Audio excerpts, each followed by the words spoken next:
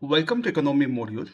First, let's see some PYQs, especially of 2025. Understand how question paper has changed. This particular question is from 2025 prelims. Let's understand how the questions have massively changed in recent years.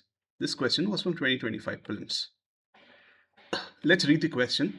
Suppose the revenue expenditure is 80,000 crores and the revenue receipts. The expenditure is 80,000 crores. The receipts is 60,000 crores.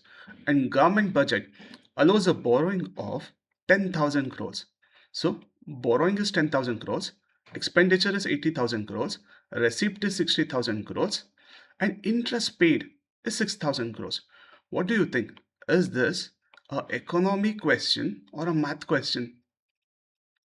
This is an economic question or a CSAT question or a math question. Don't you think the previous year the question paper has lot changed? Why has it changed? What is the change that is happening over the period of time? Before, if you can closely observe, a lot of questions were fact-based questions where you had to remember something, try to recall something, and understand something and answer the question. Now the nature of asking questions have changed. The fact-based questions are now what it is. Now a one is the focus is on conceptual clarity. What is he focusing on? Do you know the concepts properly? In this question, what are the concepts that is he focusing on? Only if you understand what is revenue deficit, what is fiscal deficit, what is primary deficit, then don't you think you can answer this? The focus has entirely shifted from a factual based question to testing the concepts, the conceptual clarity of an individual. And no more this fact base had rote learning, like you had to buy something and then answer. Now this rote learning thing has gone, the fact based thing has gone.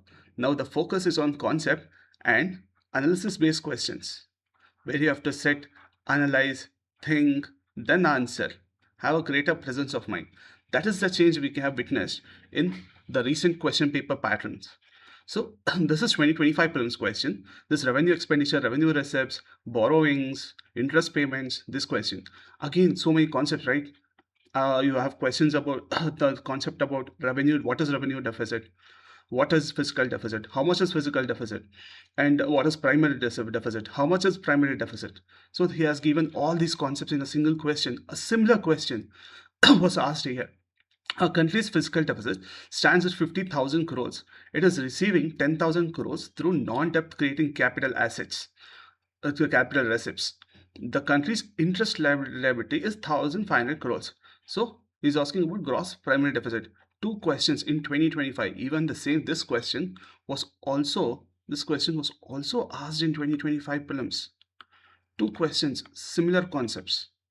When your concepts or the basics is strong, what is he focusing on?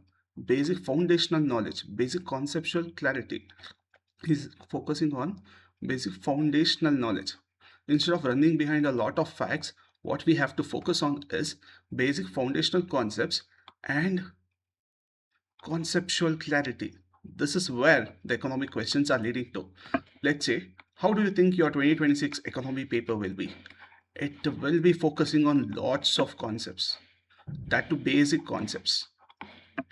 Your aim is to get familiar with the basics and have a greater clarity with respect to the basics. So let's start by having a simple understanding on the concepts. This curve we see, we know almost everyone would have known this is a demand curve. What happens in demand curve? As the price increases, the quantity demanded decreases. Let's say here the price has increased. Here, let's say this is 100 rupees. The price has increased to 100 rupees. The quantity demanded is now just 10 units of the quantity. As price has increased to 100 rupees, to increase, let's say in middle it was here somewhere it was 50 rupees. A price of a certain good was 50 rupees here. This good before it was 50 rupees. Then what has happened? The price of this good has increased from 50 rupees to 100 rupees. Because of that, when it was at 50 rupees, the number of people who were wanting or willing to buy this product was how much? 50 people. 50 people were ready to buy this product at 50 rupees. But what has happened now? Because of the increase in price from 50 to 100 rupees, the quantity demanded has decreased from 50 units to only 10 units. This is your demand curve. Then suppose that's what the statement means, right? As price increases, the quantity demanded decreases. And the second half of the statement says, as price decreases, the quantity demanded increases. As price decreases, suppose from 50 rupees, now it is just 20 rupees. The price has taken a hit, it has taken a fall, it has decreased. When the price has decreased, what has happened to the quantity demanded? The quantity demanded is now 200 units. So 200 people are willing to buy this price at 20 rupees. So my demand curve says as price increases, the quantity demanded decreases. As price decreases, the quantity demanded increases. This is something we all know. This is the basics. With this, let's further understand some more concept. Suppose I have a tea. This tea, let's say I own a place called as Coffee Break.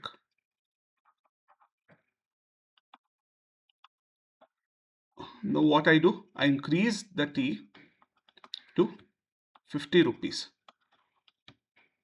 When it was 10 rupees, how much people were willing to buy here? Okay, we'll take another set of numericals. At 10 rupees, suppose there were 100 people who were willing to buy. The moment I increased this 10 rupees to 50 rupees, which you see an increment, only 2 people are now willing to buy my tea. Suppose if I make the tea as 5 rupees, I'll have 1,000 people who are willing to buy the tea. As simple as that. Understood this concept? Price increases, quantity demanded decreases, price decreases, quantity demanded increases. Next, understand next concept, which is elasticity. Elasticity. What is elasticity? Let's say we have this rubber band.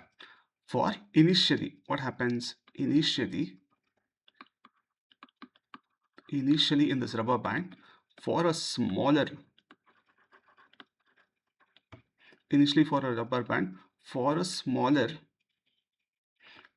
application of force, don't you think there will be a greater expansion? For smaller application of force, there will be a greater expansion, right? Later, after it has been extended to certain limit, what has happened here? You need to put a lot of force, a greater force. You need to put a greater force even for a smaller expansion. Isn't it true? Later, when it is already expanded, there's some kind of elasticity which is involved, right? With equal forces, the expansion is not always equal. There is unequal expansion, right? There is unequal expansion. Sometimes proportionate, sometimes under proportionate, sometimes over proportionate. So elasticity means how responsive, this is a keyword, how it is responding. How it is responding. The focus is on it, if it's responding or not. The focus is on how it is responding. The entire focus is on how the response is. That is where my focus is on. Elasticity measures how responsive demand is to price change. Previously we saw the relation between quantity demanded and price change, right? Suppose in this next diagram, there are few subtypes. We just need to see few subtypes here. Let's understand this figure. Here, let my P represent price. My P is representative of price. Let my Q represents quantity demanded. Q represent quantity demanded.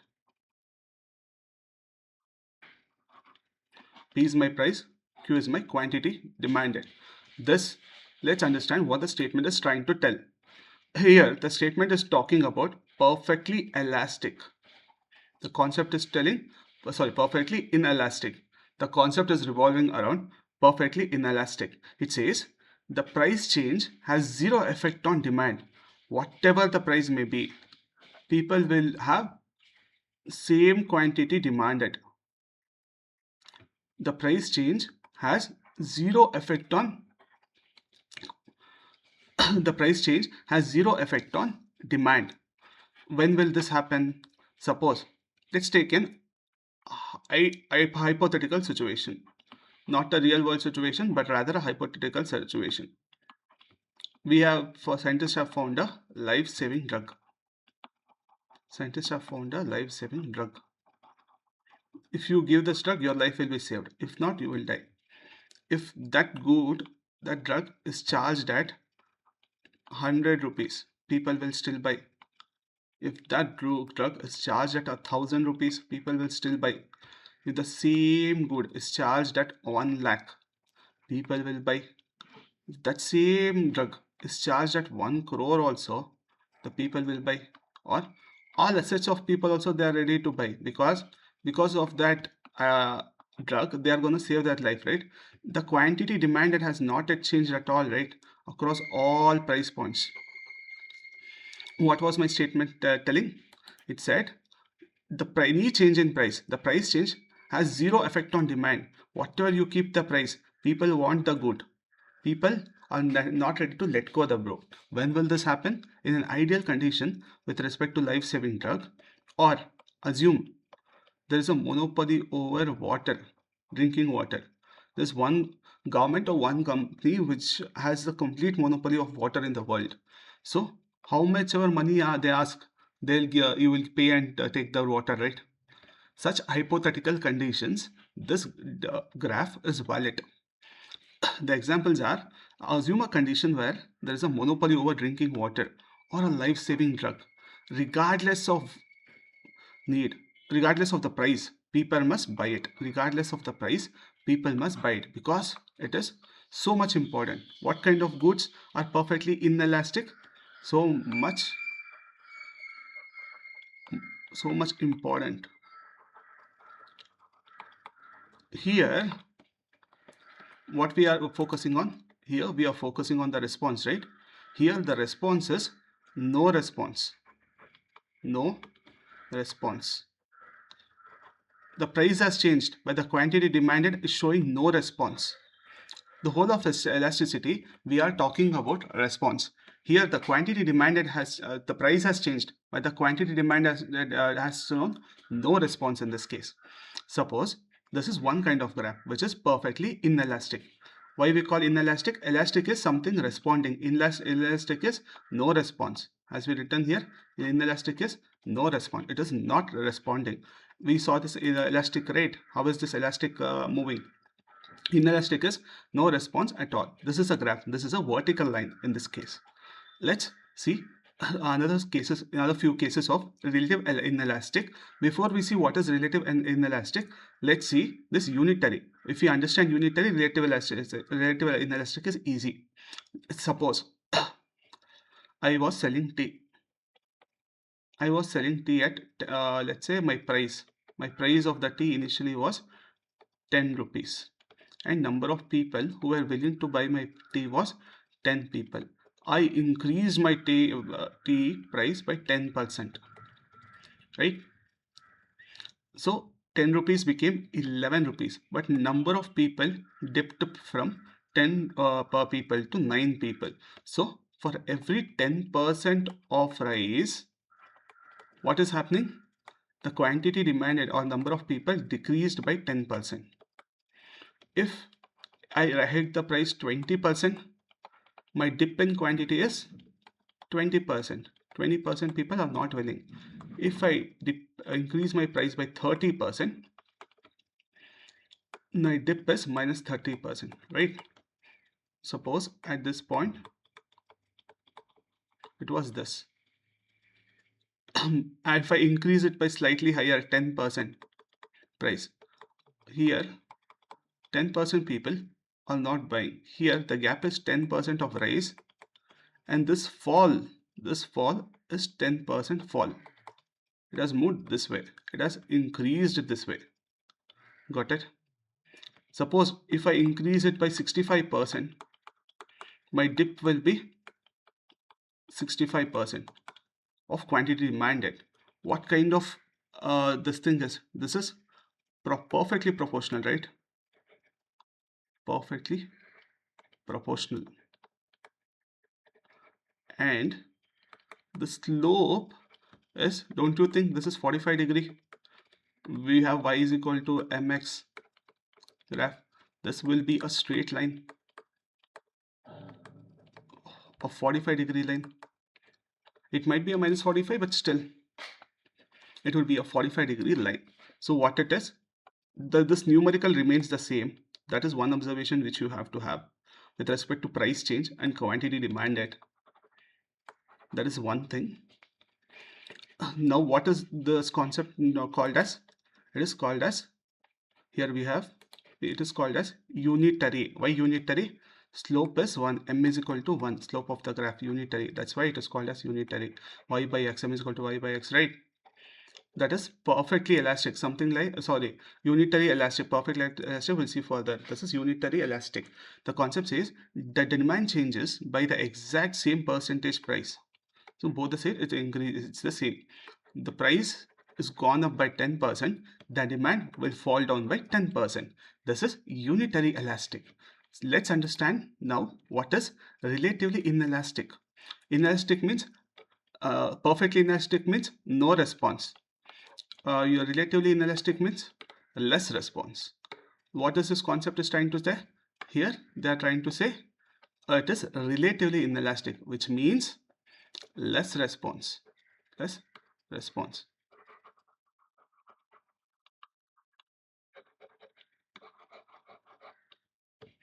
The concept says the demand changes but less than that of a price change. The price has gone up by 10%, but the demand has fallen down by 5%. Let's examine with some examples. Suppose the price rise has been 10%.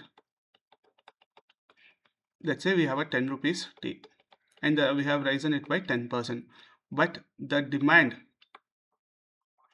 this is my P, this is my Q, which is quantity demanded, or can be something like 5% or 6% or 7% or 8% or 9%, or even less than 5 also, that is fine, but it will never be 10 or more than 10. If it is 10, it becomes unitary. If it is more than 10, it becomes relatively elastic. This is relatively inelastic, meaning there is a response.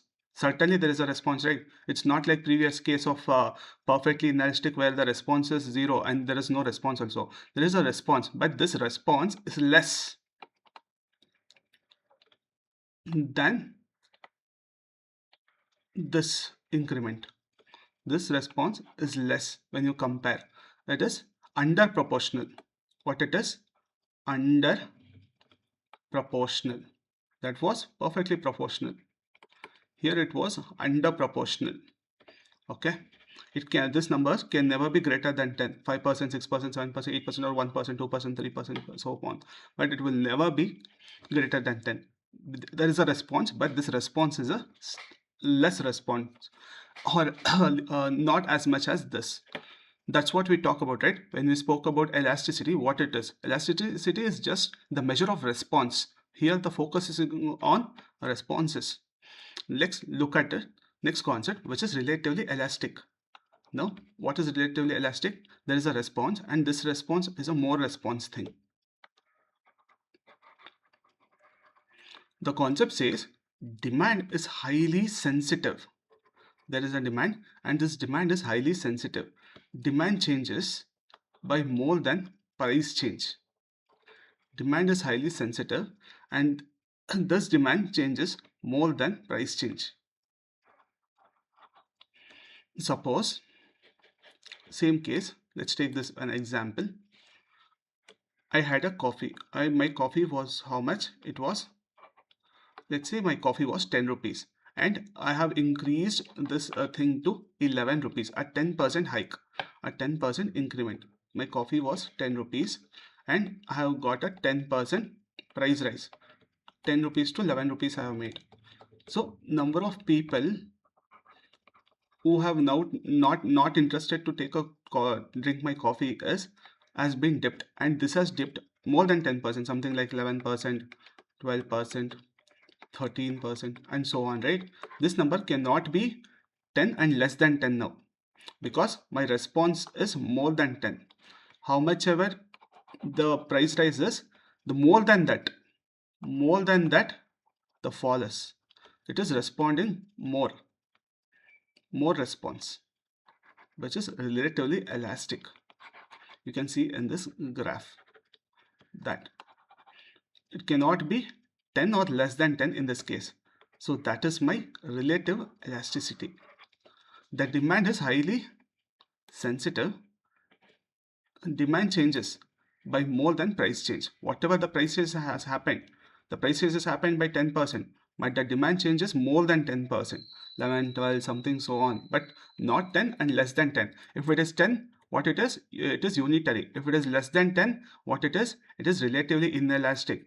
If it doesn't change at all, it is perfectly inelastic. Let's see one more ideal condition. This perfect elastic is again an ideal condition where even a tiny price rise causes zero, causes demand to drop to zero. Even a tiny price rise. Suppose, let's say we are all buying this at 10 rupees. Here, my price point is 10 rupees. Even if we make it 11 rupees, no one is interested to buy. Here, no one is interested to buy at 11 rupees. Right? You cannot see anyone here. Or everyone are only interested to buy at 10 rupees. When will market go to such a condition? When there is a perfect competition, it tends to move towards this condition, but ideally this perfect elastic is an ideal condition. When there is a perfect competition which exists, suppose there's a one perfect competition which exists. Let's say mobile market, and everyone are selling mobile at 10,000 rupees. Someone hiked mobile from 10,000 rupees to 11,000 rupees. Let's say we have brands like Oppo, Vivo, and all. One brand goes from 10 to 11,000 rupees, and no one is interested to buy this mobile at 11,000 rupees. So, and or very less people are interested to buy. This can be given an example, a better example for this, which is relatively elastic rate. We will take the example of Pepsi and Coca-Cola. Pepsi is 10 rupees. Coca-Cola is 10 rupees. Pepsi guy increased this price from 10 to 12 rupees.